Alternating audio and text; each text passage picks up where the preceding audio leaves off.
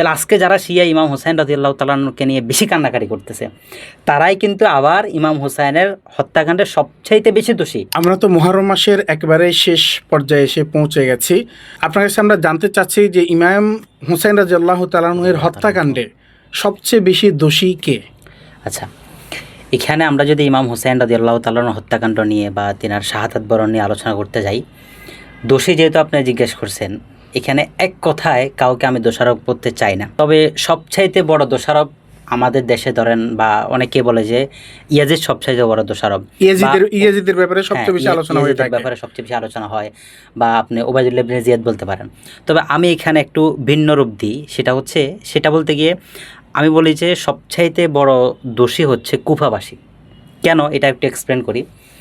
আপনার এর আগের ইতিহাস দেখতে হবে যে ইমাম হুসাইন রাদিয়াল্লাহু তাআলা আনহু কুফাতে গেলেন কেন।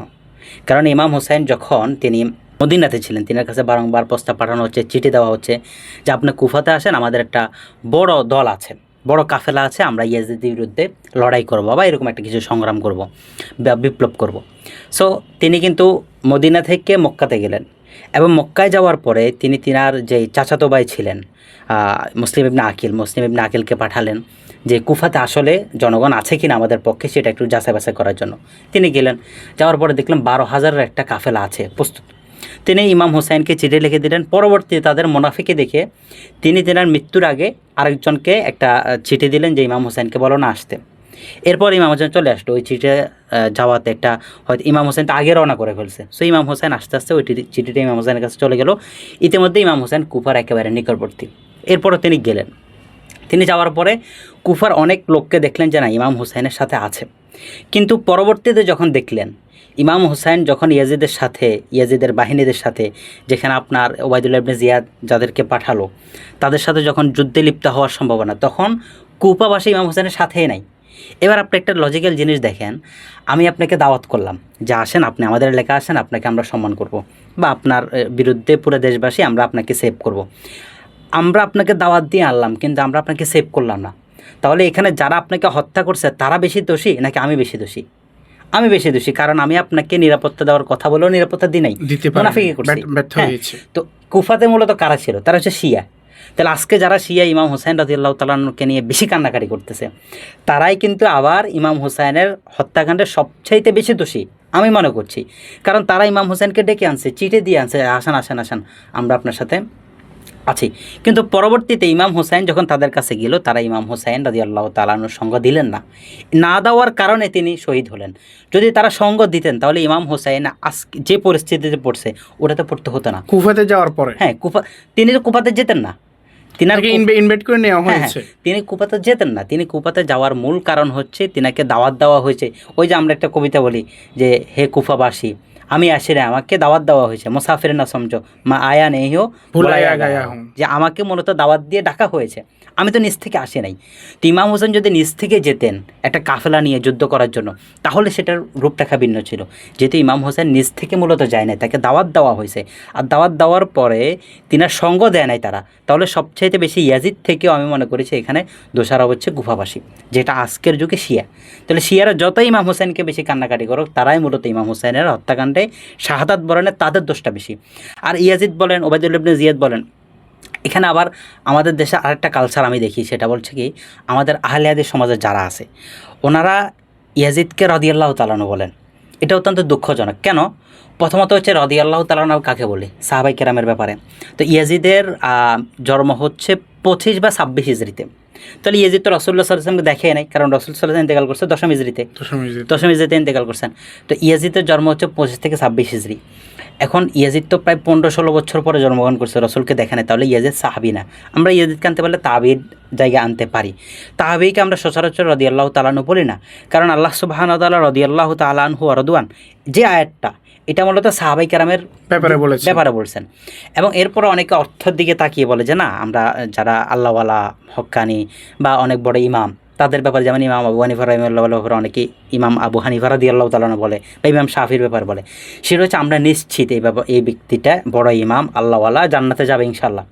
আমরা নিশ্চিত হওয়ার কারণে মূলত এটা বলছি, নিশ্চিত বা আমাদের ওই ইতিকাদের জায়গা থেকে, আমরা বিশ্বাসের জায়গা থেকে বলছি। কিন্তু ইয়াজিদ কি এত আল্লাহওয়ালা ছিল? বা ইয়াজিদের ইতিহাসটা কি সবাই জানে। ইয়াজিদ খারাপ ছিল, মদিনাতে হামলা করছে, মক্কাতে হামলা করছে, এবং তার ওই হামলার পরিস্থিতিতে কিন্তু কাবা শরীফের গিলাফ পর্যন্ত আগুন লেগে গিয়েছিল। তো এরকম কাজগুলো কিন্তু ইয়াজিদের সময় ঘটছে। তাহলে ইয়াজিদকে প্রথমত তার বয়সের দৃষ্টিতে সে সাহাবিনা না হওয়ার কারণে তাকে রাদিয়াল্লাহু তাআলা আনহু বলার প্রশ্ন আসে না, এবং সে যে কাজগুলো করছে এই কাজগুলোর কারণে সে যে একজন ভালো মানুষ এটা তো আমরা বলতে পারি না, জঘন্য ব্যক্তি বলতে পারি, খারাপ ব্যক্তি বলতে পারি। কারণ আপনি যতই বলেন যে ইয়াজিদ সরাসরি তো আর ইমাম হোসেনকে কতল করে নাই, কিন্তু ইয়াজিদের লোক তো। এবং আপনি দেখেন ইয়াজিদ যেখানে ইমাম হোসেনকে হত্যা করা হয়েছে সেখানের যিনি গভর্নর ওবায়দুল্লাহ ইবনে জিয়াদ, ওবায়দুল্লাহ ইবনে জিয়াদ তো মূলত ওখানে গভর্নর ছিল না। ইমাম হোসেন যখন কুফাতে যাচ্ছে তখন ওবায়দুল্লাহ ইবনে জিয়াদকে কী করলো, কুফার গভর্নর বানাইলো, যাতে করে ওবায়দুল্লাহ ইবনে জিয়াদ ইমাম হোসেনের ব্যাপারে বিদ্রুপ আচরণ করতে পারে, ইমাম হোসেনকে হত্যা করবে বা ইমাম হোসেনের ব্যাপারে শক্ত প্রতিরোধ গড়ে তুলতে পারে। এই কারণে তো ওবায়দুল্লাহ ইবনে জিয়াদকে ইয়াজিদ কী করলো, সেখানের গভর্নর তৈরি করলো।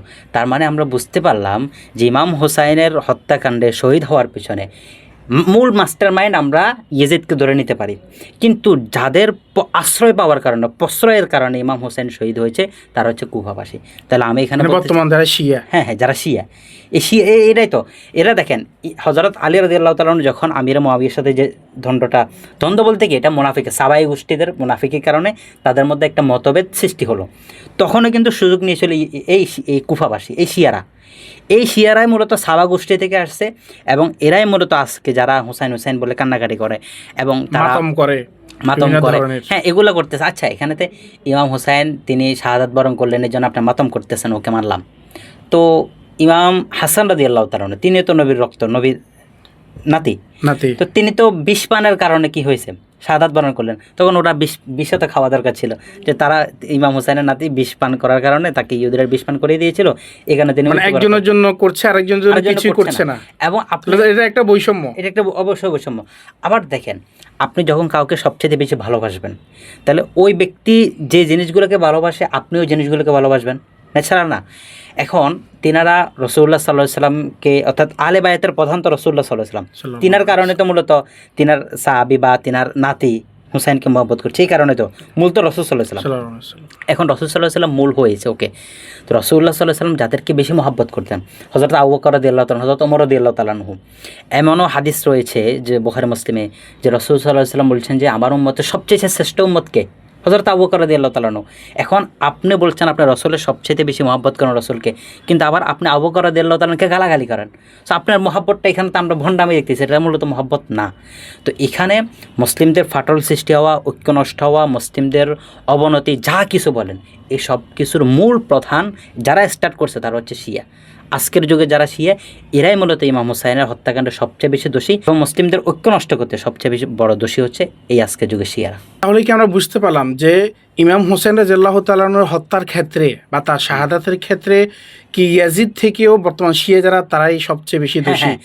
ইয়াজিদ তো তেনাকে পেলে হত্যা করত, কিন্তু এই যে তেনাকে পাওয়ার যে মাধ্যমটা ছিল সেটা হচ্ছে কুফাবাসী, আজকের যুগে শিয়ারা। আমি এটা বলতেছিলাম যে ইয়াজিদের চাইতে বেশি দোষী হচ্ছে আজকের যুগে যারা শিয়া বা কুফাবাসী, এরাই।